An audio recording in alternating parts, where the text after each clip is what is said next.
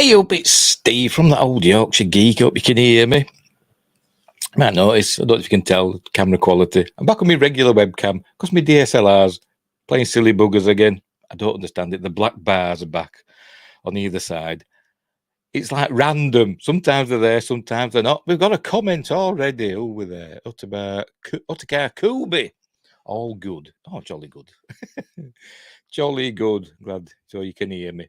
But I'll have to check and make sure we are going. Well, we're going on YouTube, we know that.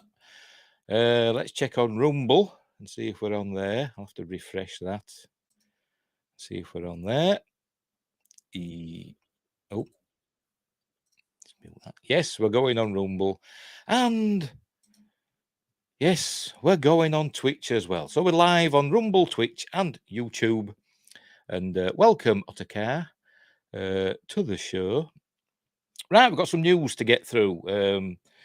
Bit of gaming news, bit of Star Wars news, bit of Gremlins news, bit of Stargate news, bit of Star Trek news. And a list, obviously. Got to have a list. Right, so let's get on with it.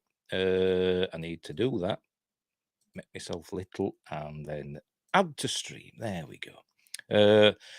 As usual, links are in the description down below. And don't forget, would be hugely appreciated if you would like and subscribe, share the videos. Don't got my arms in the air for. I'm trying to point over there, but you can't see them over there. Like and subscribe, share the videos, drop a comment, hit the notification bell if you're subscribed already. By the way, I better check. Oh no, you said it was all right, didn't you? Drop a comment, hit the notification bell if you're subscribed already. I'm also on. Hang on. I'm dropping things. I'm also on. As I just said, Rumble and Twitch. And later on, I'll be on Spotify, Amazon Music Podcasts, Google Podcasts. You can also find me on Facebook, Instagram, and Twitter. Oh, cracky, lean. Links for those are in the description down below. As I've links to my 2 books. Sorry, a bit of dust. Hang on, make myself big again. Mercury Rapids, a light-hearted sci-fi action adventure. Look, it's all words, it's all words, no pictures. And Silent Predator, a short horror novella.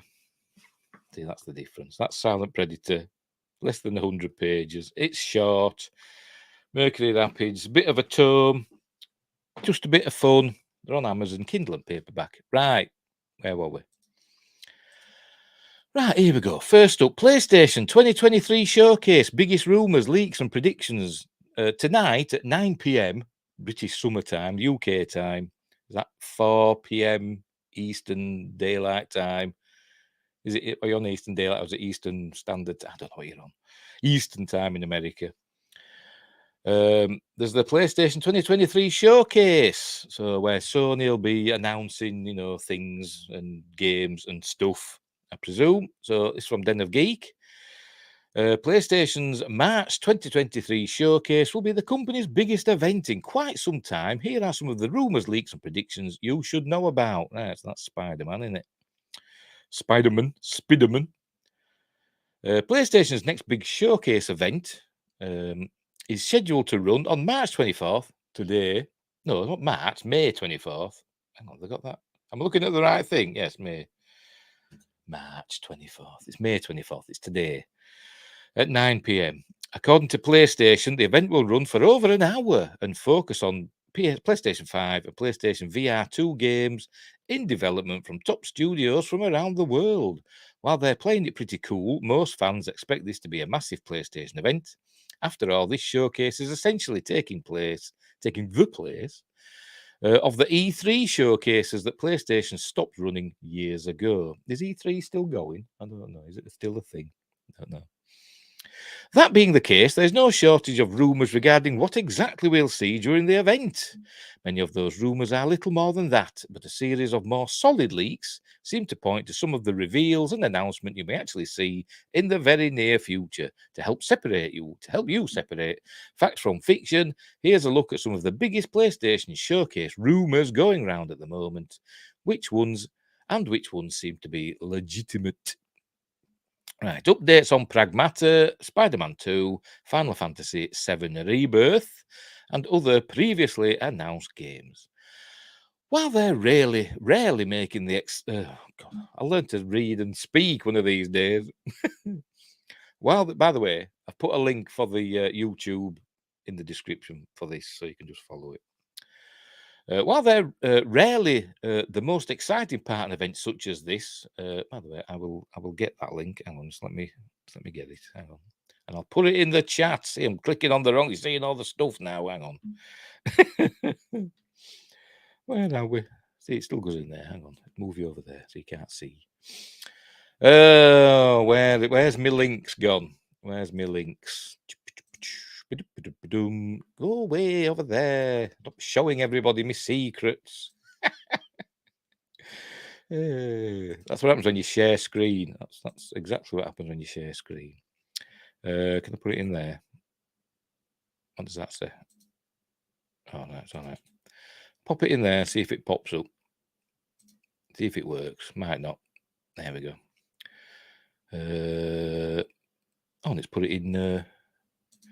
Oh, cool. It's put it in my Twitch as well. Has it put it in there? No, it hasn't put it in my Rumble thing, but we'll pop it in there as well. There we go. That's the link for the official PlayStation stream. Right, where were we? I forgot where I was. While they're rarely the most exciting part of an event such as this, the PlayStation May 2023. Why are they still putting March? They're behind the times. May 2023 showcase will likely be filled with updates for previously announced PlayStation titles. Spider-Man 2 is reportedly still scheduled to be released in the fall, so it seems like we'll see quite a bit of it during the show. I never finished the first one, Spider-Man 1. I enjoyed it at first, but it got a bit too repetitive for me, and I got bored with it, to be honest. Plus, I got lost. I got lost in one of the things you have to do, one of the missions. I was supposed to be going around, I don't know, firing electric webs or whatever. And I didn't know where I was supposed to be firing them. I got all confused and I kept failing it, so I turned it off. Because I'm an idiot. Anyway, where was Spider-Man 2 is reportedly still scheduled to be released in the fall. That's autumn for the rest of the world. So it seems likely we'll see quite a bit of it during the show. Previous PlayStation event games like Pragmata, which I've never heard of, Final Fantasy VII Rebirth, and Silent Hill 2 Remake have also been dormant for a little while, so they also seem like strong update candidates. And Otakar says, I rarely finish a game before I'm starting something new. Yeah, I rarely finish games full stop. Although I did finish Hogwarts Legacy recently. That was fun. Anyway, as for games like when I say finish, I finished the the main quest, the main mission, whatever you call it, of the game. I've still got lots of tidying up, and it's not 100% done, but the main part of the game is. Anyway, as for games like Marvel's Wolverine or Knights of the Old Republic remake, I'm sure I saw that were cancelled, but anyway, we'll see. Well, those are bigger mysteries at the moment. The former will likely not make an appearance, as Insomniac seems to be focusing on Spider-Man 2. KOTOR, meanwhile, recently swapped developers and is reportedly not doing well. Oh, is that probably where I saw it, that link there? But it's maybe it's cancelled. It's not entirely clear what the state of that project currently is, but it would be shocking to see it appear during this upcoming showcase. Rumours regarding a remake of the Metal Gear Solid games have been circulating for years. Obviously, nothing has come of them yet. However, a recent series of significantly stronger rumours suggest that Metal Gear Solid 3 is indeed being remade and that it may finally be ready to be revealed soon. I've never been a fan of the Metal Gear Solid games, to be honest. Or Metal Gear games, should I say. I played Metal Gear Solid on the original PlayStation. Yeah, fair enough. I got Metal Gear Solid 2 for the PS2. I didn't like it. Never finished it. And I didn't bother with any of the others. I think my son got Phantom Pain for his PS4. I don't think he got very far in that. I don't think he's got it anymore. I think he had me selling it, on eBay. But anyway. Late last year, VGC reported that developer Virtuous has indeed been working on the Metal Gear Solid 3 remake with Konami's permission / cooperation. Virtuous, is that how you pronounce it? Looks like it. Previously worked on the excellent Switch ports of games like Dark Souls and The Outer Worlds. I keep saying, I've got a Switch here, look. There you go. Got a Switch. Never use the bugger. Oh, what are you turned on for? How do I turn it off? Where's the on-off switch? It's there. Come on, turn it off. There you go. Oh, hang on. Power option, sleep mode. There we go. Turn you off. Never use it. Never use it. But it's switched back on again. Oh, yeah. Never use it. Where were we? An Outer World. So they certainly have experience in that arena. Furthermore, Insider Gaming recently reported that the MGS3 remake will not be a PS5 exclusive after all, and will eventually come to Xbox and PC. So that means it's probably a timed exclusive then, doesn't it, for the PS5? But I'll not be getting it anyway. The smoke around this fire has burned fans before, but it really does seem like a reveal of this remake may finally be around the corner. If it doesn't happen during that show, it might be time to abandon some hope. Last year, Eurogamer and other outlets reported that PlayStation had greenlit a new Twisted Metal game, another game I've never played. Specifically, the last solid update we got on that project suggested that developer Firesprite Games had taken over the project from Lucid Games. Since then, we haven't heard much about this new Twisted Metal title. I don't think I've ever played it. I might have played a demo. Remember, demo discs were all the rage? I might have played a demo on original PlayStation or something. Maybe, I can't remember. The popular theory is that the PlayStation team will want to capitalize on the upcoming Twisted Metal TV series and reveal their new game as soon as possible. Is that the one with, is it Jason Statham in it? Am I thinking of something else? Probably am. However, that reveal would likely depend on the state of the project. If PlayStation doesn't intend to release the game alongside the Twisted Metal series in July or close to that, then they may prefer to wait to showcase it at all. At best, we might get a cinematic teaser. Right, last year, last year, you mean late last year? I don't know. Developer Guerrilla Games tweeted that they were expanding their team in order to develop an online project set in Horizon's universe. Where are we? The job posting stated that the project would allow friends to explore the majestic wilds of Horizon together in North America. Since then, though, we haven't heard any significant updates about that project. It's another game I started. Horizon Zero Dawn. I started it, never finished it. I got to a bit with this huge, robot monster thing, and I'd no ammo, hardly any health things, and I thought, well, I'm dead here, so I just turned it off and never went back to it. My son's got the latest one, Forbidden West, and he likes that. I think he's finished it, but I haven't bothered with it. Ottercar says, don't know, sounds like other car race killing films. Yeah, like Death Race and stuff like that. Yeah, I bet it's similar to that. I bet it is. But anyway, and there were like games like Carmageddon or something like that. There were a game like that one, something like that. I can't remember. Anyway, while the project itself certainly exists, there has been no solid indication that it will appear during the upcoming PlayStation showcase. Given the timing of that job posting, it seems highly unlikely it would be ready for such a high-profile spot. This is another instance where the best scenario would likely be a cinematic teaser trailer. Cinematic. I just said, a video. It's not about the cinema, is it? In 2022, Team Asobi, I hope I'm pronouncing that right, the studio behind the wonderful Astro's Playroom, another game I didn't get very far in. It came free with the PS5. And I started playing it. I thought, yeah, fair enough, because it's free. Didn't get very far. Revealed that they are working on their biggest game to date. Little else was said about the project itself, but it's certainly clear that the team has grown a lot in a relatively short period of time. This is another one of those projects that could soon be revealed if it's a little further along than most people suspect.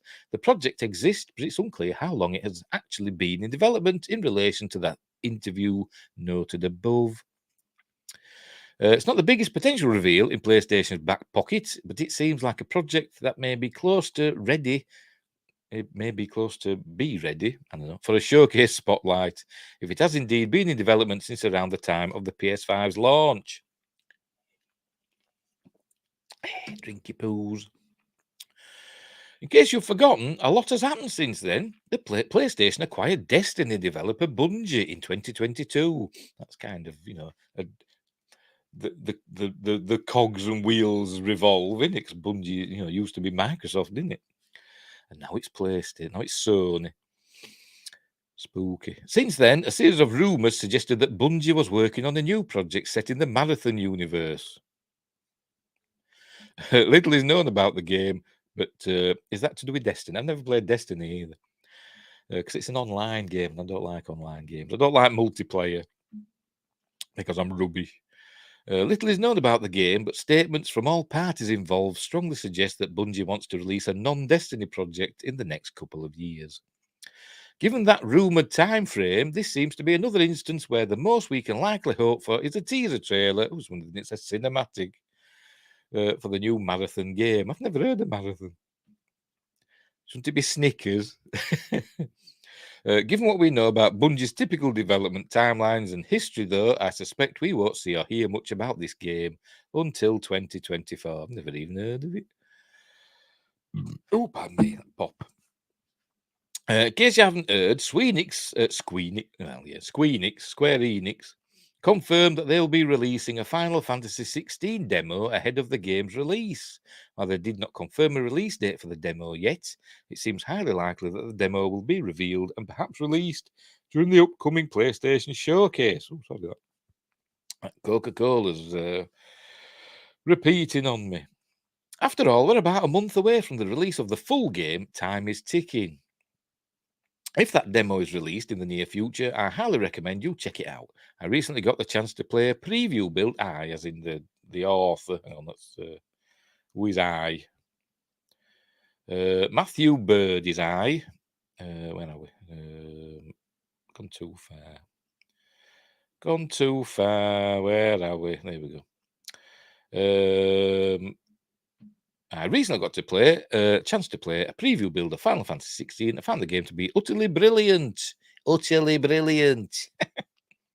However, it's clear that the very nature of the game will not appeal to many, especially some old school franchise fans. As such, this could be one of the more impactful demos in recent memory. Again, another series that I've never really been bothered with. I played Final Fantasy VII on the original PlayStation. I don't know if I ever finished it. I think I got to the very, very, very end, and I don't think I could beat. But is it Sephiroth you meet at the end? I can't actually remember.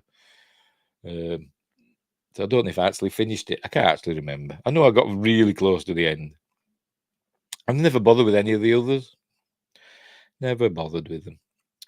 Right, it's not a PlayStation showcase without rumours of a Bloodborne remaster / remake / PC port. This time, God of War creator and professional online troll David Jaffe suggests that he knows some kind of Bloodborne project is currently in development. Something like that. That's one game I finished. Yeah. But Final Fantasy VII, the original Final Fantasy VII. I did enjoy that. Apart from the end, which I couldn't do, I don't think. I might have used a cheat, because there used to be cheat codes in the old days, didn't there? You could use like to skip levels and stuff, or skip bosses, and maybe I did that.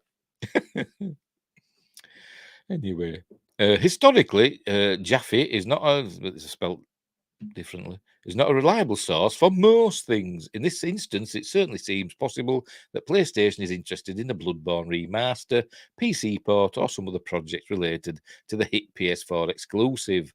However, there's never been a solid rumour from a credible source that strongly suggests we should expect anything related to Bloodborne in the near future.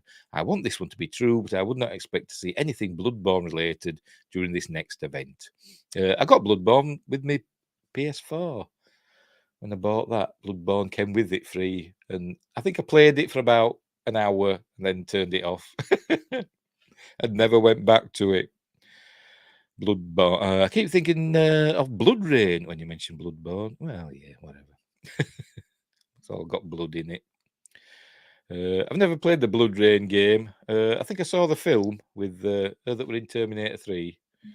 An Uwe Boll film, wasn't it? Blood Rain. But never mind. The less said about that, the better. In recent years, Blue Point Games has established itself as perhaps the best video game remake studio ever. Their work on Shadow of the Colossus, another game I never got very far in. I tend to start a lot of games and not finish them. And Demon Souls, which I've never even bothered with. I think my son's got Demon Souls upstairs. I don't think he's bothered with it either. Too hard. For an old fogey like me. In particular, it was extraordinary. However, when PlayStation acquired Blue Point in 2021, you mean Sony? Sony. Blue Point said their next game will be an original title and not another remake. Blue Point even teased their next game late last year. And representatives from the company have since stated that they are hiring more developers for their next game. It seems like we're entering the time frame where we can realistically expect an update on Blue Point's mystery project. It's likely that it will be the original game they previously mentioned, though there is some very loose hope that the studio's expansion means that a subsection of the team may be working on another remake. In any case, we hope to hear more soon. Okay, whatever. Right, there are two big PlayStation hardware rumours floating around at the moment. The first involves the PlayStation handheld device that we previously spoke about. There's a link there if you want to go to that. Vita 2, it says there in the link. The second is a PS5 upgrade, half-heartedly referred to as a PS5 Pro, for lack of a better name. Rumours regarding that console upgrade began to heat up when Insider Gaming reported that a source close to PlayStation informed them that such a console was part of the company's upcoming hardware plans. Maybe they'll make it a bit less stupidly shaped, so you don't have to have a silly stand so it doesn't wobble all over the place. Maybe they'll make it, rectangular, sensible.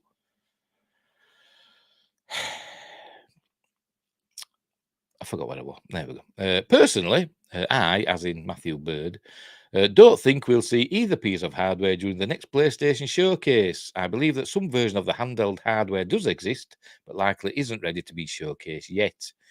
Like I say, you can't really expect them to compete with the Switch, can you, to be honest? But they'll probably have a go. A PS5 Pro or something similar to such a device could very well be in the works, but reports regarding the specifics of that console still seem to be incredibly vague. Besides, it's likely that such a device wouldn't be tossed into what's shaping up to be a games-focused showcase. Even still, it's worth keeping an eye out for updates regarding the next pieces of PlayStation hardware. Okie dokie. Finally, by the way, I love my PS5. It's cool, but it's just a stupid shape. But there you go. Finally, you may have noticed that we haven't heard anything from some of PlayStation's biggest partners in quite some time. While all of the studios mentioned above and more are believed to be working on some projects, it's not clear what many of them are actually up to. For instance, it was rumoured that Sucker Punch was getting ready to showcase Ghosts of Tsushima 2. My son's got that one. I've never played it, the first one. But that rumour was recently shot down. Similarly, Bend Studio is working on a new IP, but nobody has heard a word about their project in years. We also assume, is it another Daikatana? Remember that? We also assume that studios like Housemarque and Media Molecule are working on something. There haven't even been any solid rumours about what those studios may be working on. Housemarque. It sounds like a studio from the days of the ZX Spectrum, doesn't it? And publishers call stuff like that. Anyway. Naughty Dog is the most interesting piece of the puzzle. They're definitely working on that Last of Us multiplayer project, but nobody can seem to agree on when that project will be released. This upcoming showcase seems like the absolute earliest we'd get a proper sneak peek at that game. But if it isn't scheduled to be released until 2025 or later, then it's likely still too early for Naughty Dog to do a full gameplay reveal of the title. They might just do a teaser showing how it's progressed so far. Anyway, on that note, by the way, obviously I've played the first Last of Us. And I did actually finish it. Never bothered with. I don't think I bothered with the the DLC one. Was it Left Behind? I don't think I bothered with that. And I haven't played the second one either. And I just played the first one once because it stressed me out. I did enjoy it, but it was just I was too stressed during it. I play games to relax, not get stressed out. On that note, keep in mind that PlayStation previously said they have 10 live service projects in development that they expect to release by 2026, even if we assume that The Last of Us, Twisted Metal, and the online Horizon game are part of that lineup. That means that there are multiple live service games we haven't seen yet. As such, it's safe to assume that many of these dormant studios may be working on such games. And there we go, that's it. So, well, anyway, we haven't got long. 9 p.m. tonight. Follow the link in the description, and we will see what they do. I'll probably forget. I will. I'll forget to tune in and miss it all, or I will start watching it and it'll be boring and I'll turn it off. That's what usually happens. Right. What do? I go to that, don't I? Right. I forgot to go full screen, didn't I? God, I'm just stupid. Right, we'll do it this time with this one. Trying to be professional. Fails miserably. Right, Mark Hamill returning as Luke Skywalker for new Star Wars movie, says Insider.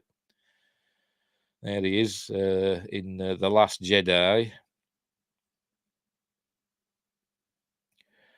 The upcoming Star Wars release slate looks rather exciting. It's been a whopping 4 years since we actually got to see a full-length Star Wars feature film in cinemas. The comedy, Rise of Palpatine. Since the launch of Disney Plus back in 2020, the focus has very much been on streaming. That's not a bad thing at all. It's given us the excellent The Mandalorian. Well, it's okay, I won't say we're excellent. And Andor, which is really good. But again, I won't call it excellent, but it's really good. Plus the much more average slash crap Obi-Wan Kenobi and Book of Boba Fett. We have Ahsoka on the way, which I do like the look of. I like the trailer for that we will see. With the late Ray Stevenson, who passed away the other day. Anyway, which will introduce Thrawn into the live-action universe, as well as Skeleton Crew with Jude Law, proper wooden.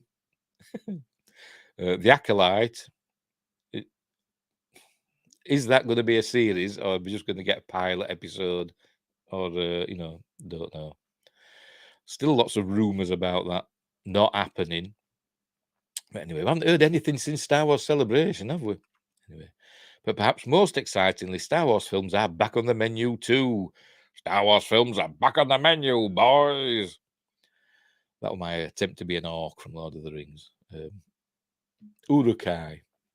Anyway, most of these are very vague for now. Taika Waititi is developing one project, and we also know that the Mandoverse is leading up to a film project. We do know roughly what's going on with Charmin Obey-Chinoy's Ms. Marvel Star Wars film, though. Yeah, if that happens, that's the Rey one. Set 15 years after the events of the Rise of Palpatine, the film will focus on Rey's attempts to rebuild the Jedi Order, which, yes, means that Daisy Ridley is rejoining the franchise. I cannot wait. Oh, says whoever wrote this. Who is I?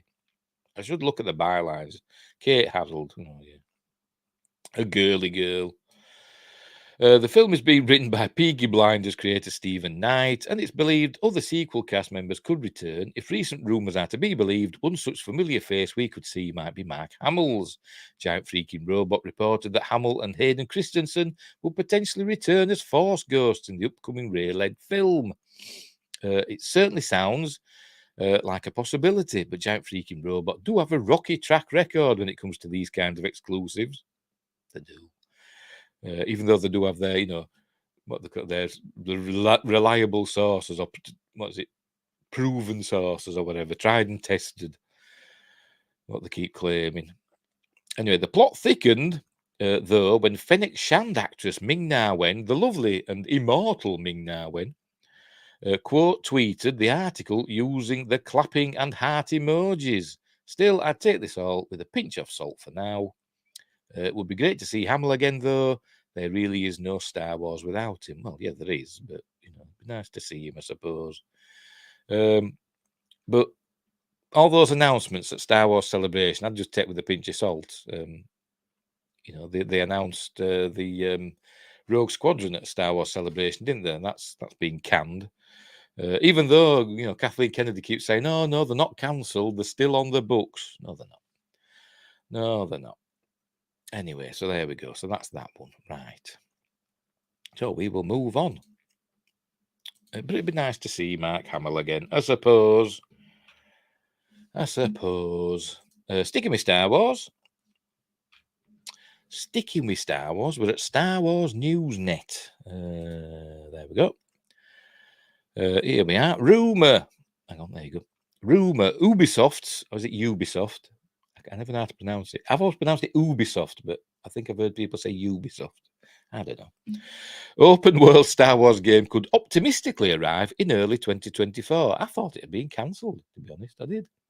Anyway, there's a still from it, which I must admit does look cool. Although that Star Destroyer, what's happened there? Or is it just that it's the light in it? It's the light reflecting on that bit. Still looks cool. Anyway, it's been reported that Ubisoft's massive open-world Star Wars video game, first announced in early 2021, could be arriving sooner than expected. The report comes from Kotaku, who claims sources familiar with the company's plans have shed some light on Ubisoft's slate of upcoming big releases. After announcing its largest operating loss in history last week, the publisher appeased investors by hyping up a number of AAA projects such as Avatar: Frontiers of Pandora, also developed by Massive Entertainment, and the next Assassin's Creed. I'm surprised, as I said, they're announcing its largest operating loss. They'd have thought, Ubisoft, whatever you pronounce it, there'd be one publishing house that wouldn't be making a loss because they do everything, don't they? Everything seems to be Ubisoft. Like Far Cry and all these games, let's say Assassin's Creed, games that sell really well. But anyway.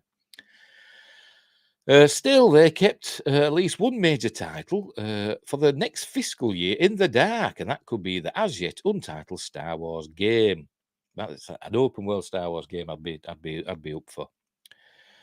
Mind you, some of the site's sources claim the project hasn't locked down a tentative release window yet, so it could easily slip into the next fiscal year, which runs from April 2024 through March 2025.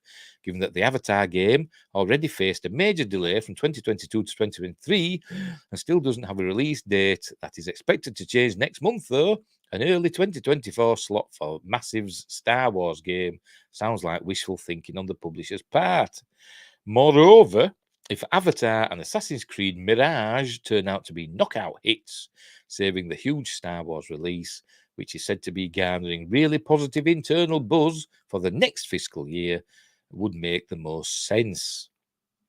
The latest leaks, and there's a link still unconfirmed, claim the game is similar in nature to No Man's Sky, which I've got. Another game I've started and not bothered with. I got stuck on No Man's Sky. I got to that space station and I went on, and then as I flew out of the space station, all these bad guys attacked me and just kept destroying me over and over again, and I couldn't get away from them. So I didn't play it for ages and ages.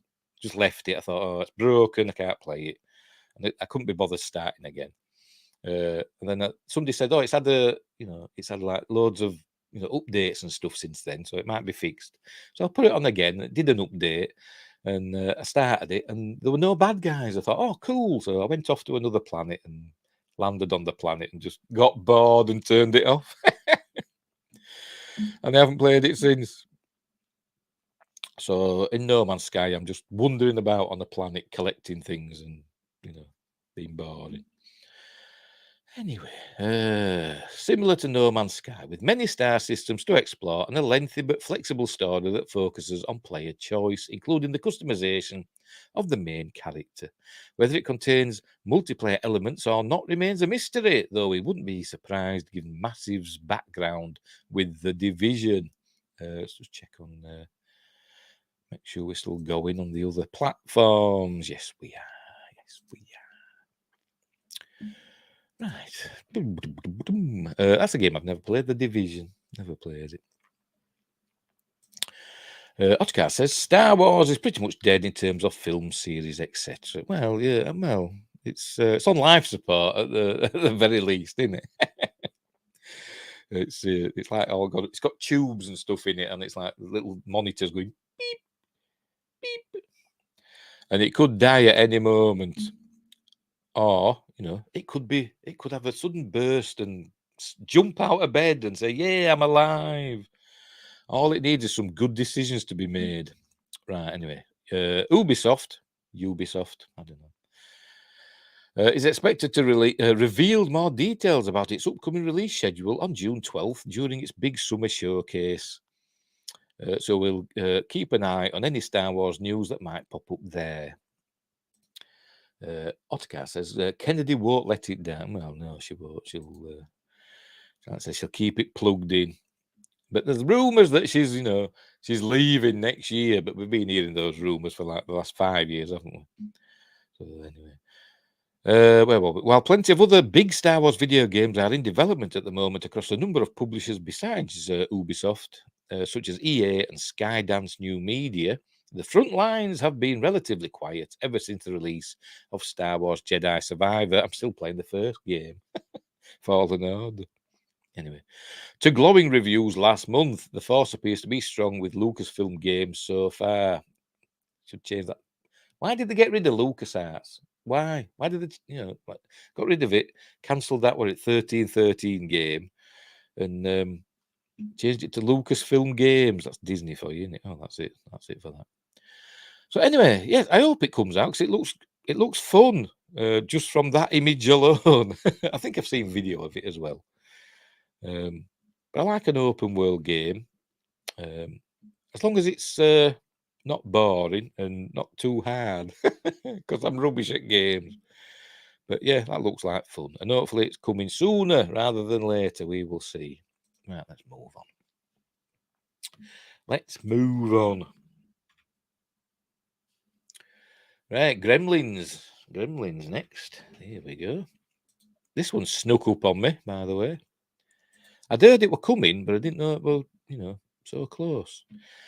Right, is Gremlins Secrets of the Mogwai available to watch in the UK? The animated series serves as a prequel to the 1984 film Gremlins, and it looks, I don't like the look of it. It looks, like I say, it's obviously CG animated, isn't it? It looks like a cutscene from a game. But anyway, when the original Gremlins film was released back in 1984, classic, by the way, it became something of a major box office hit, with the famous command to never feed a mogwai after midnight becoming the stuff of legend. Almost 40 years on from its debut, it remains one of the most beloved films from the 80s, making it something of a surprise that it only ever spawned one sequel, the 1990 release Gremlins 2 The New Batch, which at the time was one of the most expensive films ever made. And it flopped, it bombed, but it was still fun. But this year, the franchise has been expanded for the first time since then with a brand new animated series titled Gremlins Secrets of the Mogwai, which serves as a prequel to the events of the two films. The show tells the story of how 10-year-old Sam Wing first met Gizmo in 1920 Shanghai. Or is he going to be the grandfather that we see in the film? And features guest performances from some big name actors, including Sandra Oh. She's from Killing Eve. That's her, isn't it? I think it is. And George Takei. So he goes for Rigel 7. But you can watch it but can you watch it in the UK? Read on for everything you need to know. Right. The series debuted in the US yesterday, with the launch of the brand new streaming service Max. Why did they change it from HBO Max? Baffling. Max. Oh, it's just a name now, isn't it? It's just somebody's name. They might as well call it Steve or, good name, like, but, or, Bob. Anyway, on Tuesday, 23rd of May, 2023. However, as with the streamer's predecessor, HBO Max, I'll just keep it. Everybody knows HBO, don't they? Nobody knows Max, apart from, my friend Marie, whose son's called Max. Oh, dear.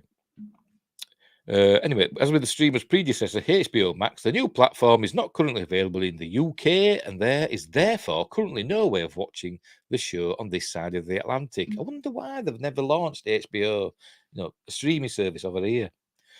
Paramount have. You can get Paramount Plus over here now, and obviously Netflix and Disney Plus and all the others. No Peacock yet, I don't think. But anyway. Of course, Sky has a long-standing deal in place with HBO, that's probably why, maybe, that sees it broadcast many of the channel's biggest shows. Is it Sky Atlantic, isn't it? And it's not yet clear, which I don't get, and it's not yet clear whether this will eventually be the case with Gremlins Secrets of the Mogwai as well. Oh, pardon me. We'll update this page when we hear any information either way. Right. The series focuses on how 10-year-old Sam Wing first met the young Mogwai called Gizmo, following the pair. So are they immortal then? They must be. Following the pair and teenage street thief Ellie, of course, it'll be a girl, won't it? As they undertake, and she'll be, cool and street savvy, taking charge, and I bet she's side shaved. As they undertake a perilous journey through the Chinese countryside. In the course of their adventure, they encounter and sometimes battle a variety of colourful monsters and spirits from Chinese folklore and uncover a legendary treasure, all while being pursued by a power-hungry industrialist and his growing army of evil gremlins. So is this how we'll find out how how Gizmo is so sad, in Gremlins when he accidentally gets wet when Corey Feldman, stupid kid, knocks the water on him, and all the other come flying off, don't they? And we see Gizmo all go. So maybe it's happened to him before. This is what we're going to find out about. Otcar says, I wonder if the Gremlins can be changed back into Mogwai. Funny if they could think of all those unneeded deaths. Yes, indeed. We will see. Probably not. Probably not. Right, the voice cast for the series includes Isaac Wang, Raya and the Last Dragon. Never heard of him. As Sam Wing, Ming Na Wen, the immortal Ming Na Wen, there's Fong Wing, B.D. Wong from Jurassic Park as Hon Wing, and my son's here. What's up? I don't mean to interrupt. Okay. But I'm hearing a buzzing noise upstairs. Well, you'll have to wait, won't you? Hey, Ethan. No, I can't. Just go on, middle of something. Ugh.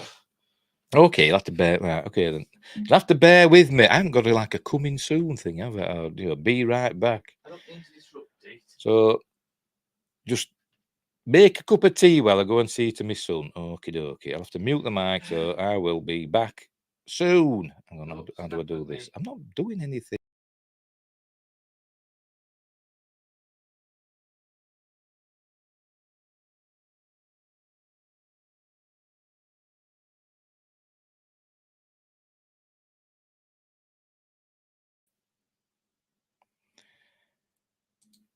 There we go. That's what I wanted to do.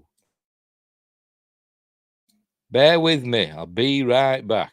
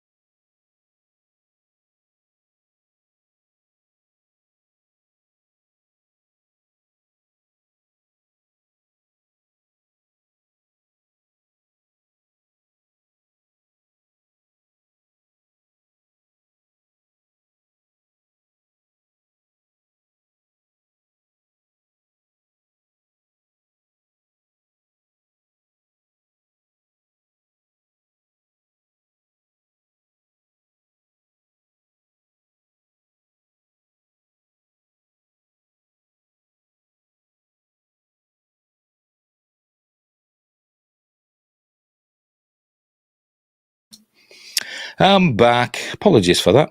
Start my camera up again.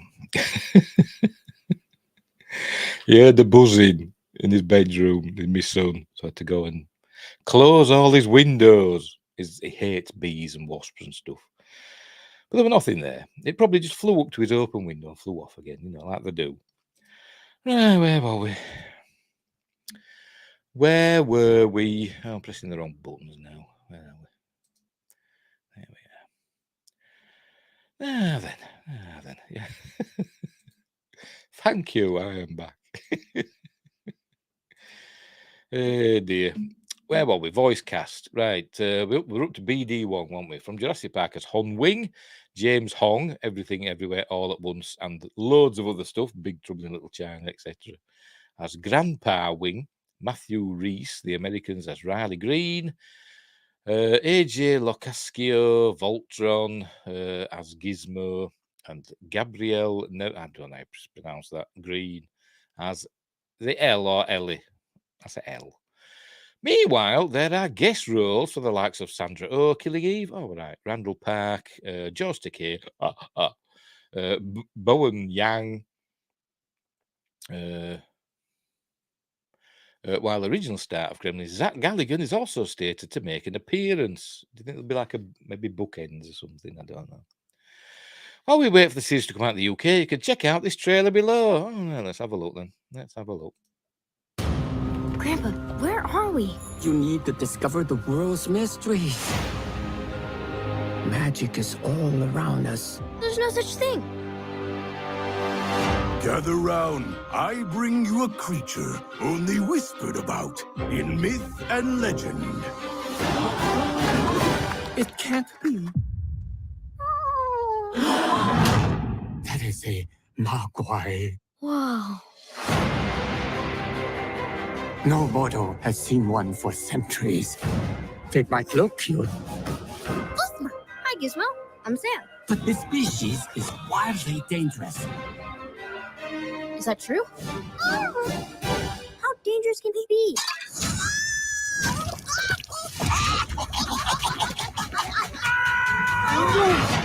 Nobody else has concerns. You must return him to his home. I'm coming with you. Wonderful. We have a map that no one understands except a magical squirrel that speaks gibberish. I'm guessing this doesn't translate to everything's fine. Look at you. He would do anything to get these Mogwai. Go get him, Sam.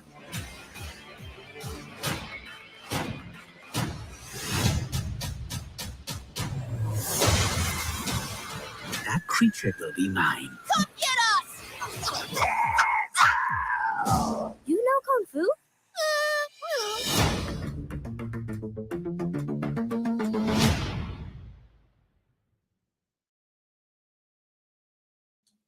You know what? I actually like the look of that. I did actually like the look of that. So I have to give it a go. Is that it for that? Well, by the way, yes, it is. Yes, I like the look of that, to be honest. That looks like the cut of my jib. Although the animation's a bit, a bit iffy. Meanwhile, Mogwai is an ancient bioweapon. Gremlins is like a PG alien. Yeah, it is. Yeah. They'll probably it'll turn out that they were created by humans in the ancient past. Through magic, through an ancient Chinese wizard created them. To defeat his enemies, which is why the bad guy's got an army of gremlins. It'll be something like that. Nothing can ever evolve, can it? Right. Where were we? Right. Next up. Stargate next. Here we go. One of my loves is Stargate. Particularly, the series. I like the first film, as you can see there. But I like the series infinitely better. I think the series improved upon the film, a millionfold. But anyway, Stargate sequels would have brought Yetis, Loch Ness Monster into the franchise. That sounds like crap, doesn't it? Stargate 1994 producer and co-writer Dean Devlin says plans for the unproduced sequel included Yetis and the Loch Ness Monster. And there's a scene from the film with Kurt Russell as Colonel Jack O'Neill, 1L, and his team. And there's, I forgot his name. My son were on about him. He was in another film, in Independence Day, wasn't he? After this, my son was saying, what's his name? And I told him straight away, Kurt Russell, the dude. Well, no, the the dude was Jeff Bridges, wasn't he? Anyway, but he is a dude. Oh no, I can't remember. Anyway, had there been a sequel tonight, Bunny Way, on about the chocolate bar. Had there been a sequel to 1994 Stargate, the franchise would have moved beyond Egyptian extraterrestrials. During an interview with Yahoo Entertainment, franchise producer and co-creator Dean Devlin discussed his and film collaborator Roland Emmerich's abandoned sequel plans for Stargate, as well as for 1996's Independence Day and 1998's Godzilla. By the way, I am a huge Roland Emmerich fan. I love his films for the most part. I think they're a lot of fun, but I've not seen that one about Shakespeare. I think it's Shakespeare, isn't it? I can't remember what it's called. Is it Anonymous or something like that? I can't remember what it's called. I've not seen that one. But his other films I really like. Like I said, I've not seen Moon 44. That was his first one, wasn't it? I think I've not seen that one, so I can't comment. But let's say Universal Soldiers Ace, Independence Day. I like that. That's it. I even like Independence Day Resurgence. Sue me. I like Godzilla. I just don't think of it as a Godzilla film. I just think of it as a big monster film, But and all the others. The Patriot. I like that. 2012. Moonfall. They're all a lot of fun. Anyway. The duo found so much mainstream success, starting with Stargate, that they plan to make a trilogy, with the second installment asking, why are there pyramids in Mayan culture? And the third installment bringing the entire mythology together. Well, you don't need to ask that, because they answered it, didn't they, in Aliens versus Predator? Oh, dear. The third one was going to tie everything together, Devlin said. We were going to have the Yeti. We were going to have the Loch Ness Monster. It was all going to make sense how these things are tied together. Well, I hope so. Dear. Yes, there are pyramids all over the world. There's pyramids in, let's say, obviously Egypt. There's pyramids on the Canary Islands. There's pyramids, allegedly, in that Eastern European country. I can't remember. Bulgaria. No, not Bulgaria. Or it might be Bulgaria. Somewhere like Bulgaria, Hungary, or somewhere like that. I can't remember. Pyramids there, allegedly. So pyramids in Central and South America, pyramids in China, Croatia, that's it, yeah. Pyramids in, where else? Where else have we seen? Some people said they've seen pyramids in Antarctica, don't they?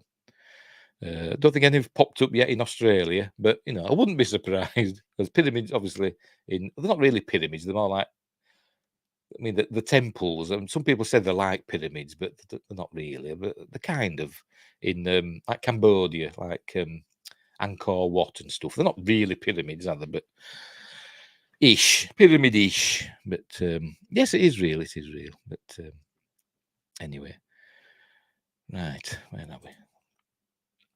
So anyway, where were we? All things tied together. Right, Stargate told the story of an Egyptologist, James Spader, Daniel Jackson, an Air Force Colonel, Kurt Russell, and his military team travelling through an ancient ring device that teleports them to a strange desert world whose inhabitants are under the rule of an alien posing as the Egyptian god Ra, J. Davidson. Do-do-do-do-do-do-do. The Crying Game.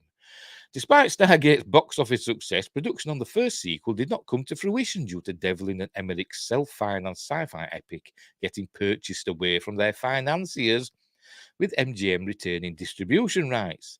Additionally, stars Russell and Spader, though interested in reprising their respective roles as Colonel Jack O'Neill, 1L, and Dr. Daniel Jackson, were seeking pay bumps for the sequels. Would have been very expensive to bring them back, Devlin said, but I think they would have come back because we all enjoyed making the first movie. Instead of moving forward on sequels, Stargate became a wildly popular television series created by Brad Wright and Jonathan Glassner. Stargate SG-1 ran for 5 seasons on Showtime from 1997 to 2002. What are you talking about, ran for 5? Oh, sorry, they're carrying on. And migrated to the Sci-Fi channel for seasons 6 to 10. The series continued the original film story with MacGyver's Richard Dean Anderson as Colonel O'Neill. That's not how you spell it. It was spelled the same as that one, but with 2 L's. So they spelled that wrong. And Michael Shanks as Dr. Jackson. Its success spun off the shows Stargate Atlantis, which is still my favourite, Stargate Universe, Stargate Infinity, a cartoon, which is awful, and a plethora of books, as well as the prequel web series Stargate Origins, which were okay. For its budget, in 2015, Emmerich announced a remake of Stargate as the start of a new trilogy. Writers Nicholas Wright and James A. Woods were attached to write the remake for MGM and Warner Brothers Pictures. However, the remake was stalled in late 2016 following the failure of Emmerich's Independence Day resurgence, which I enjoy. I don't know why people don't like it. In April, Amazon Studios announced plans to revisit Stargate on film and television as part of a larger strategy to make use of the MGM library. And what they should do is just get Brad Wright back, or at least just continue the story of SG-1 and Atlantis and universe. In that universe, we want it. Otherwise, it's just a waste, isn't it, of 17 seasons of Stargate lore. Don't reboot it. Continue it. We want to know what happened to the crew of the Destiny. We want to know what happened to Atlantis. Is it still sitting there in San Francisco Bay, cloaked? What else? And, what's happened to Sam Carter and General O'Neill and Dr. Jackson and all them, and Teal'c and Ronan and all them others, and Colonel Shepard and Colonel Young and Telford, etc. But anyway, so there we go. But it'd have been rubbish. Yetis and Loch Ness monsters in Stargate. I don't think so. By the way, I watched the so I put it on Blu-ray, Stargate. I watched it with the original film. I watched it with the commentary, Dean Devlin and Roland Emmerich's commentary, and they were like, I think it was done at the time when the series were just coming out, Stargate SG-1. I think they recorded the commentary when that series was just coming out. And they were kind of scoffing at it, saying, "Oh no, we've nothing to do with that. That rubbish TV series." And the series ended up being miles better than the film, in my opinion. I think the pilot episode of Stargate SG-1, Children of the Gods, is a better film than the original Stargate, but that's just me. Here we go. Otticar says, "Oh, it doesn't go LBSG1T." Well, I'm sure it'll be in there somehow. Everything's got to have a reference to it, hasn't it? To woke. But hopefully they'll keep it to a minimum. But we'll see. Right, let's move on. I say, hopefully Amazon are going to sort it out one of these days. Right, we're back to Star Wars again. Disney Plus's Ahsoka actor, actually actress, I do believe. Anyway, teases Ezra Bridger mission in the live-action show. There we go, they said actress there. Anyway, an actress from the upcoming Star Wars Disney Plus series Ahsoka teased her upcoming mission involving Ezra Bridger. I hate it when actresses want to be called actors. I'm not an actress, I'm an actor. Well, you're not moaning when you're getting your Best Actress nod at the Oscars, are you? So, shut up. Right. Even after Aman Esfandi was reported to be cast as the young Jedi in Rosario Dawson's upcoming show, Disney avoided confirming how the character would be showing up. It wasn't until its first teaser trailer that Ezra could actually be seen, albeit briefly, in a hologram being viewed by Sabine Wren. As for what he'll be up to in the show, that remains a mystery. Odds are it'll likely be directly related to whatever Lars Mikkelsen's Thrawn is up to. And there's a still from the trailer with Ezra Bridger in hologram form. And that's Sabine Wren, obviously. Well, speaking on Entertainment Weekly's Dagobah Dispatch podcast, everybody speaks on that, and I've never even heard it. I don't even know where to find it. Ahsoka star Natasha Liu Boditzo, apologies to her for mangling her name, who plays Sabine Wren, spoke about her character's Ezra Bridger focus mission. Whenever I see Bridger, I always think of Sequest DSV, because that captain of that was I can't remember his first name. It's like Nathan Bridger or something like that, wasn't it? I can't remember. Roy Scheider, the late great Roy Scheider. I always think of that when I see Bridger. Boditzo noted that since Star Wars Rebels, Sabine has only been thinking about the obligation she has towards her friend. A mission audiences will likely see play out this coming August. She's been through a lot, and she's still a stubborn cookie. But I think that you'll find her at the end of Rebels. She was a huge part of the liberation of Lothal, and many regard her as this hero. But she so does not feel that way about herself. She's only thinking about the obligation she has towards her friend. So she's got that mission in mind, not her hero status. And she's got a huge journey to go on with Ahsoka. So we find her at the start of that. I won't be surprised if we don't see Ezra Bridger right until the end of season 1. It'll be all about the girls, searching for him and Thrawn, and they won't find him till the very end of season 1. I bet. Anyway, while speaking with Screen Rant at Star Wars Celebration earlier this year, the actress teased that Sabine has been through a lot, and the journey her character goes on will be even deeper than the one she went on in Rebels. She's been through a lot, she repeated. And I think that with this series, she really needs to face herself. She needs to face her own demons. She needs to face her internal struggles in order to get to the place she needs to get to. So she's changed a lot. And I think that the journey that people are going to see is even deeper than the one she was on in Rebels. The involvement of both Ezra Bridger and Thrawn makes it clear to audiences that Ahsoka will be a direct continuation of the plot threads left dangling after Star Wars Rebels finished its run, which may excite many fans. Remember, they were taken by them space whales at Purgils. They can travel through hyperspace. They were taken by them to the unknown regions of the galaxy. Previous rumours indicated that Ezra and Thrawn could lead Sabine and Ahsoka to explore an entirely new era of the galaxy. An entirely new era? You mean area? The trailer also confirmed that Hera Syndulla would be joining the fun, with Mary Elizabeth Winstead bringing her to life. It turns out this older iteration of the hero will be something of a legend in her own right amongst the rebels. Well, she'll be a general for a start, I think. But what are the odds? Yes, she will. Yes, yeah. What are the odds that Zeb Orrelios will be tagging along at some point? One would have to think that Lucasfilm gave him a brief cameo in The Mandalorian for some reason. Testing out the CG. Ahsoka is set to hit Disney Plus this August, and I'm looking forward to it. I hope it's good, but I bet we don't see Thrawn or Ezra Bridger until well into the series, maybe even until the final episode, because it'll all be about Ahsoka and Sabine Wren and other girls doing their thing and looking for them. They're being the heroes, running to save the guy. Sorry for sounding like a broken record. But I'm still looking forward to it, because it did look good. I said the late Ray Stevenson, this will be his last role, won't it? I should imagine. As I presume he's a bad guy. It's like they're like playing Jedis that have turned to the dark side, but they've kind of got like orange lightsabers instead of red ones. They're kind of nearly red.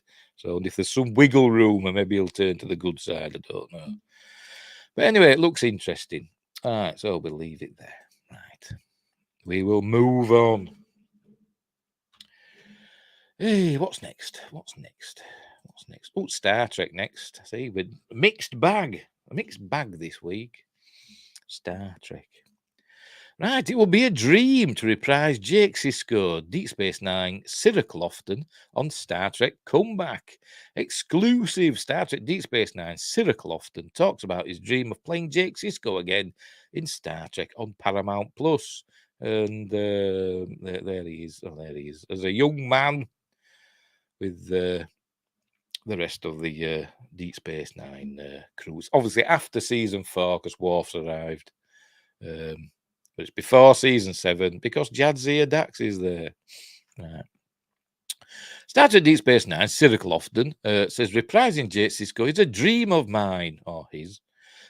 Lofton was a series regular for all 7 seasons of Deep Space Nine as Jake, the son of Captain Benjamin Sisko, Avery Brooks. Lofton was one of the show's crucial non-Starfleet characters, who was also deeply connected to the eclectic and sprawling cast on the space station. When DS9 ended, Captain Sisko ascended to become one with the prophets and left Jake behind. Lofton has not canonically portrayed Jake Sisko since DS9 went off the air in 1999. Cirroc Lofton, I just keep calling him his full name. Sound like my son. My son calls people, he's autistic, by the way. My son always calls people by their full name. I come up to you and say, you know, hello, Fred Smith. Anyway, Cirroc Lofton joined Screen Rant for an interview to promote the Sisko Day, an event honouring Captain Sisko, he and his Star Trek podcast, The Seventh Rule, established. Oh, I didn't even know he had a podcast. That the 7th rule of acquisition. Don't ask me what that is. Shall we look it up? What's the 7th rule of acquisition? Right, type in rules of acquisition. Here we go. Have we got a list? Have we got a list of them? Official rules. Right. Have we got a list? The 7th rule. Here we go. The 7th rule of acquisition is keep your ears open. So that makes sense, doesn't it? So yes, so it's obviously related to the rules of acquisition. Grey. What does grey? What does grey mean? I don't know. But I don't know what you're talking about, Ottokar. Grey. My hair is grey. Anyway. 7th rule established. The conversation turned to whether Lofton would reprise Jake Sisko in a Star Trek on Paramount Plus series or movie. Read Cirroc's response and quote below. Oh, Grey Jedi. Oh, right, yeah. Sorry, a previous story. Yeah, the Ray Stevenson character, whose name I've forgotten already in the character. Some Stoll or something. Balin Stoll or something his character's called, isn't it? Yeah, but I don't know. I don't like Grey Jedi. They don't seem to like that at Lucasfilm, do they? The Grey Jedi moniker. But we'll see. We'll see. But yeah. I'll pop that up so that the everybody else knows Grey Jedi. Yeah. But I think the more, Jedi that have turned to the dark side, but not completely, if you know what I mean. But anyway. Cirroc Lofton, those things are outside of my control. The Star Trek powers that be make all of those decisions. Star Trek has new people at the controls, at the helm, and so it is possible. I'm not closing the door on the realm of possibility because I think that's one of the things that Deep Space Nine talks about. They talk about the dreamer and the dream, and if you close yourself to possibilities, then you close yourself to those dreams. Sure, it will be a dream of mine to reprise the role of Jake Sisko and do it again. So I will never close the door on those dreams. He's obsessed with dreams, isn't he? Anyway, and there he is with the bloody lower decks. I can't remember the name of the ship, but it's awful. Cirroc Lofton and Jake Sisko have remained popular with fans, and he has received an even greater appreciation now that Star Trek Deep Space Nine has found a new audience through streaming services like Paramount Plus, Netflix in the UK. In fact, Jake Sisko return is posited by fans for every new Star Trek series, such as the DS9 crossover with Star Trek Lower Decks, which I didn't see because I didn't even finish season 1 because I hated it. Awful show. Or perhaps seeing Jake in the 25th century of Star Trek Picard and its proposed spin-off, Star Trek Legacy, #Star Trek Legacy, #Terry Trek.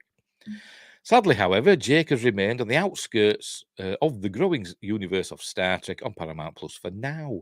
Yet there is a groundswell of momentum building for Cirroc Lofton to make a Star Trek comeback as Jake Sisko, thanks to the 7th rule, keep your ears open. which reviews every episode of Star Trek Deep Space Nine, Star Trek The Next Generation, and every new Star Trek series.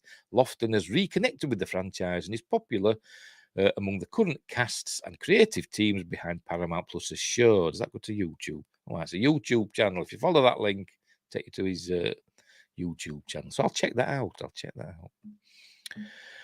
If Cirroc Lofton does reprise Jake Sisko again, he could potentially voice an animated version of the reporter in Lower Decks or Star Trek Prodigy, which is good.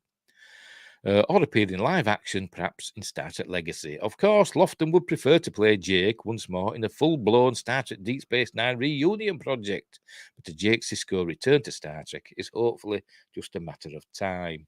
And there we go, so that's it. Yeah, it'd be nice to see him again, although I want a huge Jake Sisko fan. And to be honest, Jake Sisko-oriented or centered episodes of Deep Space Nine, I tend to skip. Because I want a huge fan, but it'd be nice to see him again, all grown up. I don't know what he looks like these days. Probably the same, because you know the saying. Right, Star Wars now. Hang on, I forgot to go full screen. There we go. Natalie Portman is game for a Star Wars return, but no one has asked her. And there she is in, I don't know, whatever it is. Is it Attack of the Clones or is it Revenge of the Sith? I can't remember. As Luke Skywalker stated so accurately in The Last Jedi, no one's ever really gone. Says Jeremy Mathai, I don't know how you pronounce it. Franchises these days have been working overtime to keep fans and general audiences hooked from one installment to the next, pulling out all the stops to make sure that the surrounding buzz is only matched by box office profits. I'll just make sure we know where. Oh, hang on. On Rumble, some of the Washington Trials is saying, "I love Anthony Chin documentaries." Okay. Fine. I've never heard of Anthony Chin, and I presume that's got nothing to do with what we're talking about today. But there we go. Anyway, where were we? But thank you, Washington Trials, for that contribution. Right, franchises these days have been just said that. No, I'll carry on. But these days have been working overtime to keep fans and general audiences hooked from one installment to the next, pulling out all the stops to make sure that the surrounding buzz is only matched by the box office profits. The Marvel Cinematic Universe has turned resurrections and surprise returns into a cottage industry, living up to the comic book creed that characters are never truly dead unless you see the body. And even then, that's no guarantee either. Meanwhile, the Fast and Furious films had already brought back Michelle Rodriguez's Letty and Sung Kang's Han from certain death before the latest movie, Fast X, ended with the inexplicable return of yet another long-dead hero. I don't know. I've seen the first one, Fast and Furious, and I've never got around to seeing the rest. But I did enjoy it, but never got around to watching them. But I'm guessing, is that one Paul Walker? I don't know. Hang on. Oh, no, it didn't. Because Paul Walker actually did die, didn't he? But if you look at that, it's spoilers. Gal Gadot.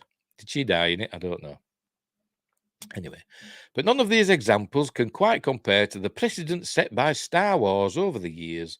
There's Darth Maul, the spiky-headed villain, introduced and killed off in The Phantom Menace, who nevertheless came back in cyborg form in the animated series The Clone Wars, and even appeared in live action once again in Solo, a Star Wars story, played by Ray Park and voiced by Sam Witwer in Solo, a Star Wars story. Of course, none could forget the evil Emperor's reincarnation as a clone, I think, and the Oscar Isaac reaction that launched a million somehow Palpatine returned memes. And don't forget Boba Fett, he came back, didn't he? Yet, through it all, despite an entire sequel trilogy and a number of spin-offs, one significant character has yet to make her grand return, Natalie Portman's Padme Amidala, because she died of sadness. There's no coming back from dying of sadness. As it turns out, that's not through a lack of willingness on the actress's part. In fact, she'd be all too happy to reprise her famous sci-fi fantasy role if only somebody would actually ask her. Are the roles drying up now, Natalie? Lucasfilm, you're breaking our hearts. If you'll allow me to get on my soapbox for a second, not me, talking about Jeremy Mathey. It's kind of baffling that we've never once seen Padme return to Star Wars in live action since her death in childbirth at the end of Revenge of the Sith. So I just keep thinking of Robot Chicken with Dr. Ball. Anyway. She's lost the will to live. What is this, the Dark Ages? Anyway, in the saga ending The Rise of Palpatine, director J.J. Abrams saw fit to bring back Liam Neeson's Qui-Gon Jinn, Ewan McGregor's Obi-Wan Kenobi, and even Hayden Christensen's Anakin Skywalker in voice roles during the climax of the movie. I think there were also Ahsoka, weren't there? I forgot the name of the actress. Not live action one, the animated one. Ashley Eckstein, that's what I'm thinking of. Not to mention Harrison Ford himself as the ghostly vision of Han Solo. But despite Kylo Ren's, Adam Driver's, obsession with his familial history, never once does Padme's name even come up throughout the entire trilogy. Weird. We're not the only ones who noticed that glaring omission, as it turns out. In a video appearance with GQ magazine via Variety, hang on. Oh, pardon me. Natalie Portman addressed a question about finally making her grand return to that galaxy far, far away. I've just done my drink. Can't do my drinking game again. In some fashion. Interestingly enough, though she makes it clear that she hasn't been approached for another appearance, she doesn't rule anything out either. According to Portman, I have no information on this. No one's ever asked me to return, but I'm open to it. Fans know that the Clone Wars series at least included Padme as a supporting character throughout all 7 seasons, albeit voiced by actress Catherine Taber. But 2005 marked the last time anyone's seen Portman as the fearless senator, secret wife to Anakin, and mother of Luke and Leia Skywalker. Contrast that with McGregor and Christensen reprising their Jedi roles in the Obi-Wan Kenobi series, which were rubbish. And it's more than a little eyebrow raising. It's hard to imagine any future movie or show making use of Portman's talents again, but never say never. Never say never again. Right. So, yeah.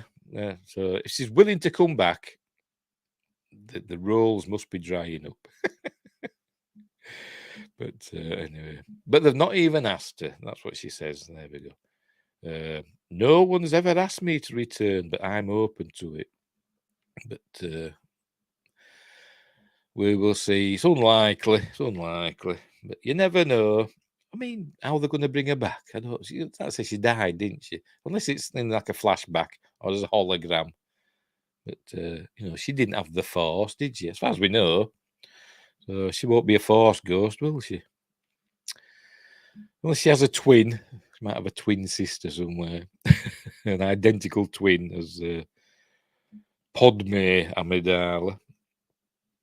Anyway, I don't know. Right. So we'll move on. We will move on. We're getting there. Right. This is an opinion piece. Is this one? Maybe old news. You probably all know all about this, but I just thought it might be interesting. From the Film Industry Network, how Star Wars was saved in the edit. We all know this, don't we? But we'll have a read. Star Wars is arguably the biggest cultural phenomenon of all time. The franchise introduced a magical world that captivated audiences around the globe, leading to a massive fan following that remained loyal to the franchise even 40 plus years after its inception. It doesn't say who wrote it, just says staff. However, things could have been very different for the franchise, and it could have been one that many may have been talking about in a negative light, rather than the one that is spoken of as glowing all around the world. Star Wars was not supposed to be the iconic masterpiece it is today. Director George Lucas had a very different vision for the movie that ended up being a complete disaster when the first cut was assembled, or so we are led to believe, unless you call Steven Spielberg. Anyway, that fella, I don't know, that Fox executive that cried. Not Alan Ladd, the other one. The movie was slow, the story was convoluted, and the special effects were underwhelming, if there at all. Lucas was devastated, and nobody in Hollywood had any confidence in the movie. Excuse me. When Lucas was still filming Star Wars, never mind that bit. It won't call that then. It was just Star Wars. In 1976, he tasked John Jimpson with the challenge of editing the film to create his vision and tell it to the world. The director had liked the editor's work on A Hard Day's Night, the Beatles film, and felt that he could create something special.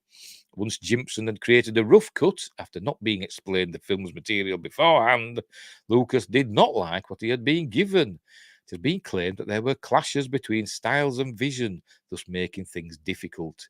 Despite giving the editor more time and opportunities to try and get things the way he wanted, Lucas decided to end working with Jimpson as their creative skills did not match with each other, thus creating a production issue. Right. After parting with Jimpson, Lucas decided to replace him with 3 editors to help him create what he had envisioned. He hired Paul Hirsch, Richard Chew, and his wife, Marsha Lucas. While they would not have had the VFX tools that are now widely available on the internet for editors of all abilities and levels, the 3 that were hired were able to produce the masterpiece that was released in 1977. And the one that went into the... I forgot to call it now, the National Library or whatever in America, for great films, put in there the 1977 version, not the special edition. Anyway, their library that protects films of the cultural importance. What they had managed to create was also very different from what Jimpson's final cut had looked like. He's trying to blame somebody else. Chew revealed that they had to remove Luke Skywalker and Biggs Darklighter from the first 5 minutes in order to not overload the audience with new information and storylines that were becoming difficult to keep track of. Well, that's the bit in it at Toshi Station, isn't it? That we saw Luke out repairing something, doing his voice moisture evaporator or whatever, and he saw the battle in orbit into the Star Destroyer and the Tantive 4, and he looked through his macro binoculars and you could see something going on. And then he went to Toshi Station to tell his friends, I forgot the names. One of them were Cool Stark. I can't remember. Cammy. She was called Cammy, wasn't she? And there were another Fixer, wasn't there? And somebody else, some others. But they were always bullying Luke. They called him Wormy and that, didn't they? But Biggs was there with his cape because he were going off to the academy. And it's when he tells Luke he's going to jump ship and join the rebellion. But he looked through binoculars, doesn't he? And he says they're just sitting there. It could be something refueling or whatever. So he doesn't really believe that there were a battle going on just above them. But they cut that out. It's in the special features in it on the Blu-rays and DVDs and stuff. But yeah, it makes sense to cut that out because it did, extend the film over a bit. Anyway, Chew also played his part in editing the moment where Han Solo, Luke, and Princess Leia jumped onto the Millennium Falcon to escape the TIE fighters while shooting. Did they? They also did the bit with the Sandperson, the Tusken Raider. He obviously explained that, didn't he? Where the Tusken Raider just raised his gaffy stick once, or maybe did that once. And then it was the end of the reel, they said there was a flash, and that was the end of the film reel. So what he did, he just repeated it over a couple of times while it went, that bit. He rocked it back and forth. And Ottocar's saying something. Star Wars, like Ghostbusters, were ahead of their time for effects. They had actors to carry the films, but when watched critically, they lacked depth. I don't know. It's all a matter of opinion, isn't it? But... can't say Star Wars and Ghostbusters lack depth. But they're cool films and classics. So anyway. But it's, as I said, you're allowed to be wrong. As I'm allowed to be wrong, not liking the Goonies. Or Princess Bride. Or Labyrinth next Monday. Anyway. Marsha Lucas worked hard to edit the Battle of Yavin sequences. She changed the way that they would be created as she diverted away from the original script. She also had an impact on the fate of Obi-Wan Kenobi. She suggested that Darth Vader killed him to create an impact on the audience, rather than having the character flee and guide Luke from the Rebel war room. Oh, yeah, sorry. Yeah. Well, no, all right, I see. Yes, it's supposed to be in the Rebel, the war room, yes, in person. Yeah, right, I see what they mean there. While each of the editors hired had no experience, but that's in edit. So there must have been reshoots then. Must have been. I don't understand what they're talking about, because he was killed. We saw him get killed by Darth Vader. So you can't come up with that during editing, after principal photography were over. So unless they want to reshoot, but they've had to go back to the sets and stuff and restage it all and have Luke going no and shooting and that and run Luke run and all that. So I don't know. I'm not a filmmaker, so what do I know? Anyway, while each of the editors hired had no experience of working on the type of production that Lucas tasked them with, nobody had they? They managed to make it work. The franchise is one of the most successful of all time and has proven to be a commercial success as well as a cinematic one. The team employed managed to improve the film significantly from the first cut that Jimson had made that had left Lucas feeling unhappy. At the same time, they also managed to give it a new lease of life as they added aspects that created an impact on the audience watching. Here we go. Lucas did not have faith in the Star Wars franchise being as successful as it was either. He famously told Spielberg that he felt the director's Close Encounters of the Third Kind would do better than his. It was only when he saw the cues of his own film, for his own film outside theatres, that he realised he had managed to achieve what had once felt impossible. And it should have won the Oscar for Best Film, not Annie Hall. Unbelievable. Editing plays a vital role in the film industry in the present day, and it could be argued that Star Wars is one of the first instances in which it shows why it is so important. But he showed that first cut. I don't know if they talked about the Jimson cut. I've never heard of this fella. But Steven Spielberg loved it. He said, I loved this first cut, but everybody else thought it was a disaster. And I think that Fox executive, Gavin, somebody Gavin, can't remember.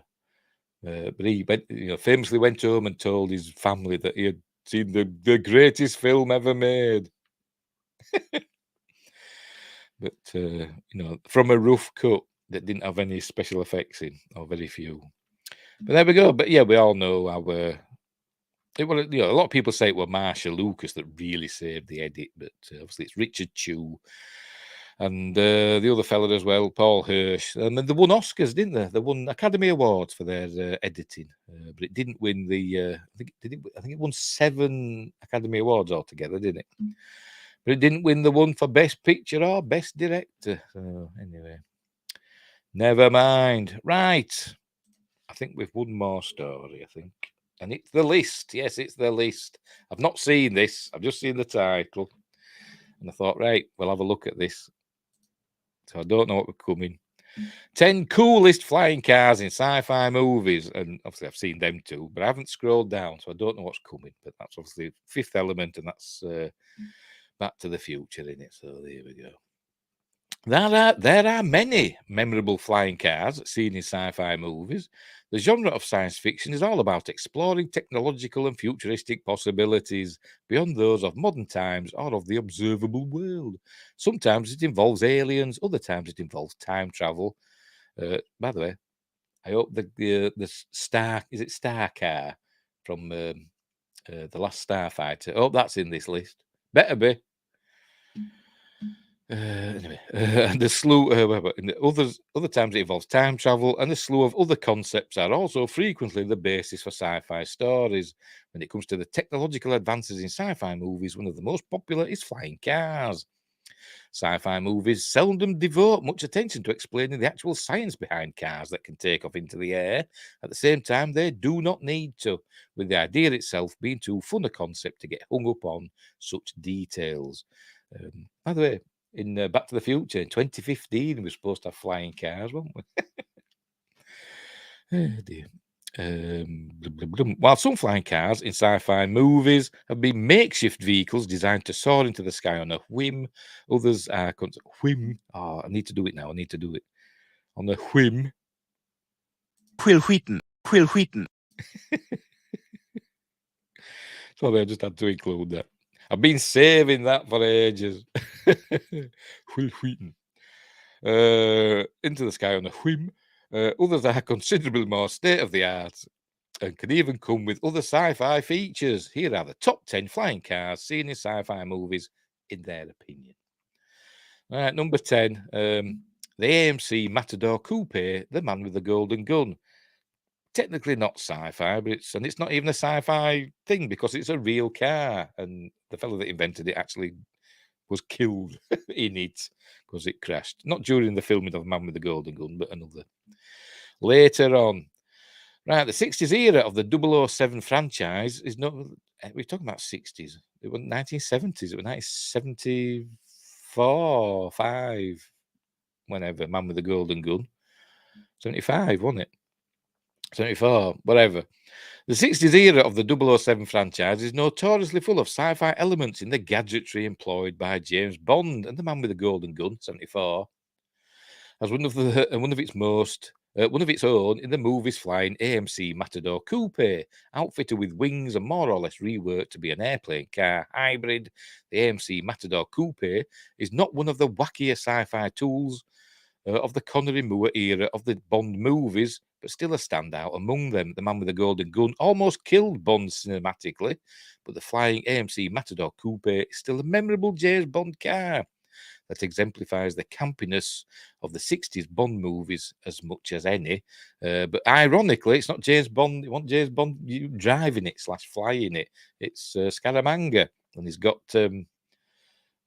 Agent Goodnight. Is it Holly Goodnight? I can't remember. Agent.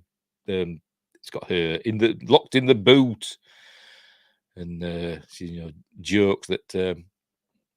I think we've stopped moving as they're flying, because you can't feel any motion.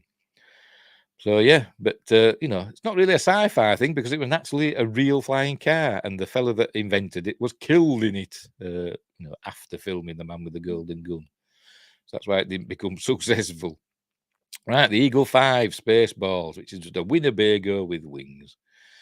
Mel Brooks Mel Brooks's loving spoof of the Star Wars franchise with his 1987 comedy Spaceballs, and it includes its own flying car, so it's not a car, it's a Winnebago, dubbed the Eagle 5, essentially a riff on the Millennium Falcon. The Eagle 5 is a camper with wings piloted by the movie's Han Solo equivalent, Lone Star. Lone Star. Bill Pullman. The actual functionality of the Eagle 5 zipping through space at light speed, or ludicrous speed even. Oh no, that was Spaceball 1. Yeah, we might get to that. We'll see, won't we? Chitty chitty bang bang, yeah. Oh dear. Light speed is completely beside the point for Spaceballs. It's all about putting a comedic riff on the epic space opera of Star Wars and the grandeur of the Millennium Falcon. It's a cool film, is Spaceballs, and it's funny. Phillips flying car Flubber. You know what? I've never seen Flubber. Never seen it. The 1997 remake of The Absent-Minded Professor, Flubber, stars Robin Williams as Dr. Philip Brainard, who inadvertently invites a sentient and highly bounceable green blob that he dubs Flubber. I mean invents, not invites. With some more controlled experimentation, Philip manages to design a flying car powered by Flubber, which comes in handy to help save his near-bankrupt college. With the always hilarious Robin Williams bringing the laughs, Flubber also invents another of the most memorable flying cars in sci-fi movies, with the comedic hijinks it is employed in. I don't know. I've not seen it. Never got round to watching Flubber. The flying cars of Total Recall 2012. This is a top 10 list, is it? And you've got Total Recall 2012. Talking out your ass. Screen rant. Get me mad up. the 2012 remake of Total Recall makes a fair amount of tweaks to its story because it was rubbish compared to its Arnold Schwarzenegger-led 1990 counterpart, which is infinitely better. Get your ass to Mars. And it has more than its share of standout sci-fi tools and vehicles. Among them are the flying cars of the Total Recall remake, and they definitely deliver as mini airplanes zooming through the movie's chase scenes at 100 miles per hour. The colossal elevator transporting miners from one end of the earth to another is the most standout vehicle of the Total Recall remake, but its flying cars run it a close second. Don't know, because it was rubbish. Flying cars are the fifth element. Yes, these were good. The 90s sci-fi relic, The Fifth Element, relic, yes, goes all in on every futuristic update to society and architecture possible, and that includes its plethora of flying cars. Obviously, the most prominent is the flying cab, piloted by Corbin Dallas, Bruce Willis. Additionally, more than most sci-fi movies with flying cars, The Fifth Element shows the reality of what a city of the future full of flying cars would look like. The gaps between buildings being runways full of flying cars zooming in every direction, hundreds of feet above the ground. Yeah, and it was cool. And it were cool, and there were a good chase as well. There were a good chase down into the fog and stuff. Spinners. See, they've got two, look, from Blade Runner.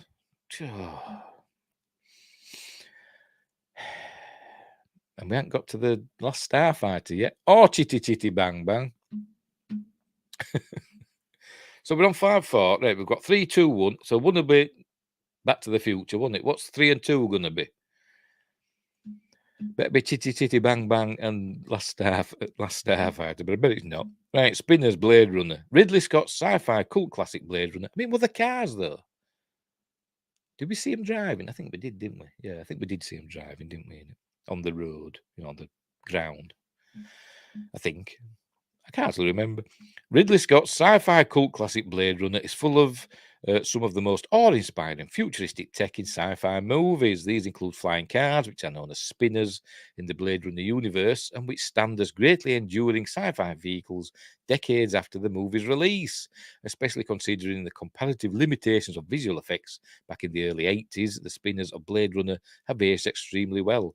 Yeah, the effects in Blade Runner are amazing. The great Douglas Trumbull did the effects for that, and so they still stand out to this day.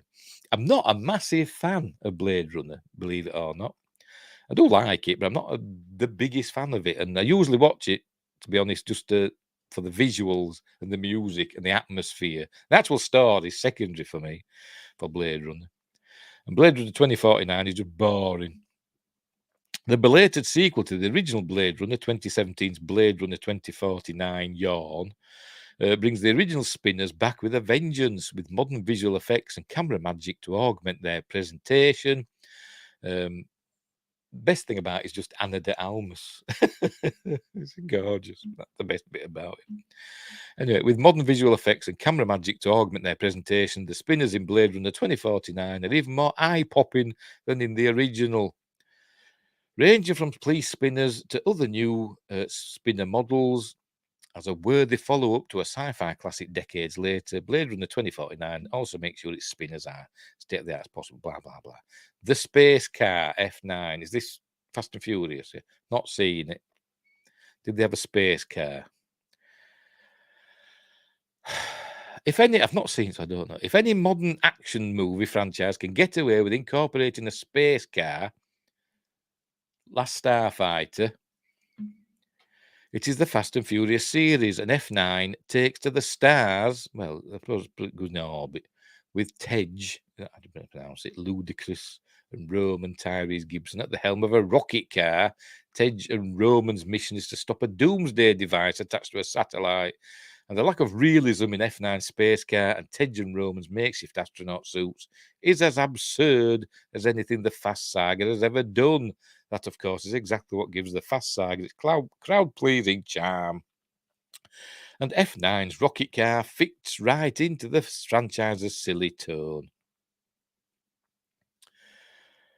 I thought FF would get a mention. I've only seen the first one, so I don't know. I'm going to have to. They're showing them on Sky, aren't they? At minute, they've got a whole channel, haven't they? Sky Movies, Fast and Furious channel. I'll have to catch up with them. Right, number 2. Oh, a land speeder. It's not a flying car, though, is it? It hovers. I mean, you could easily say more the snow speeders. They're more like flying cars, even though they're more like aeroplanes. But it hasn't got wheels, has it? Well, it has in real life. But anyway, Luke Skywalker's land speeder. Star Wars Episode 4: A New Hope. So there's no right. So we can see number 1 down there. Back to the Future. So no Last Starfighter. No Chitty Chitty Bang Bang. No Grease. That had a flying car in it, didn't it? The Star Wars universe is full of all kinds of advanced and often massive interstellar spacecraft, but 1977's A New Hope manages to work in its own space car in the form of Luke Skywalker's land speeder. But it's not a flying car, it just hovers. It's a hover car, isn't it? Hovering just a few feet above the ground, because it's got like repulsors or whatever they call them, isn't it? Luke's land speeder is still one of the standout vehicles of A New Hope, of the kind of car every sci-fi nerd dreams of owning. Famously, it was on wheels, but they put mirrors around to reflect the sand. So, that's how they did that, in-camera effects. And other times it were on a boom arm, so you couldn't see. So they didn't need the wheels then. And one time they famously smudged out the wheels with the Vaseline or whatever on the lens as it drove into Mos Eisley, which is why you see a blurry astromech droid as they go by. But they fixed that, for the special edition. Anyway, Luke Skywalker's land speeder might not be as advanced as the Millennium Falcon, but it gets the job done, zipping Luke and his passengers across Tatooine, with Luke's land speeder even returning in The Mandalorian. Did it? I can't remember that. But yeah, it's not a flying car; it's a hovering car. I say I wouldn't want to drive it off a cliff. But anyway, number 1, the Flying DeLorean, Back to the Future, and Back to the Future Part 2. Where we're going, we don't need roads. When it comes to flying cars in sci-fi movies, none can compare to Doc Brown's airborne time-traveling DMC DeLorean. First introduced in the final scene of Back to the Future, the DeLorean's flying capabilities are shown to their fullest in Back to the Future Part 2, because it went to 2015, the distant future of 2015, where flying cars and Jaws 19 were out. And anyway. And it remains Doc Brown's all-time greatest invention. Well, I think I'm probably more proud of his flying train, to be honest, in Back to the Future 3. As the only flying car in sci-fi movies not only capable of time travel, but fueled by literal garbage, Back to the Future's Flying DeLorean takes the honour of the coolest flying car in sci-fi movies. Last Starfighter, Star Car. Not a mention. Unbelievable. Screen Rant, you're fired. Bloody useless. Right, we'll leave it there. We'll leave it there. I'm really disappointed. I'm disappointed. I am. Anyway, I'm going to have to watch that Fast 9. Is it F9 or whatever they call it? Going into space with a car. I mean, Elon Musk can't even get his Starship, into orbit. Billions of dollars spent. But we've got Tyrese Gibson in a car. I don't know. Nearly as bad as... not nearly as bad, but... reminds me of I forgot his name, Andy Griffith in that series Salvage. Remember, he went to the moon, didn't he? To get all the scrap that's up there. That's going back, isn't it? Right, so we'll leave it there. Hopefully next time my DSLR camera will start working and slightly better image. But this one's fine, I suppose, isn't it? It's fine. By the way, you can see that there. It's my birthday soon, so I have 2 birthday cards. One is off my mate. It arrived in a parcel, so I didn't know it was a birthday card. And the other one, that one there, that's off my son. He doesn't send me a card because he can never remember it's my birthday. But I've just got one that I get out every year. And I've got 2 more as well. There we go. You can see them over my shoulder. 2 open. So wish me happy birthday for next next Monday, I think. Anyway, you're welcome, Ottercar. Thanks for the updates and news. Yeah, well, that's it. It's me midweek news roundup. How young are you? You don't have to answer. Well, on Monday I'll be 56. 56 years young.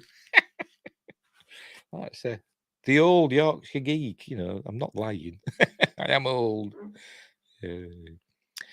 Yes, thank you for Monday, for next Monday. Anyway, we'll leave it there. So, thanks, Ottercar, for your contributions. Greatly appreciated. Any more on Rumble? Thank you, Washington Trials, on Rumble for joining in. And nobody said anything on Twitch, and I don't even know if anybody's been watching. We'll see. I don't get many views on Twitch, but I keep doing it. 52 this year. Cool. So, you don't sound 52. Keyboard thing. I don't know what I'm talking about. Right, we'll leave it there. So, thanks again for joining in. Thanks for watching. And wherever you are, look after each other. Hang on, I've got to sort my things out. Hang on. There we go. Ooh, that was close. Wherever you are, thanks for watching. And look after each other. And until next time, I'll see the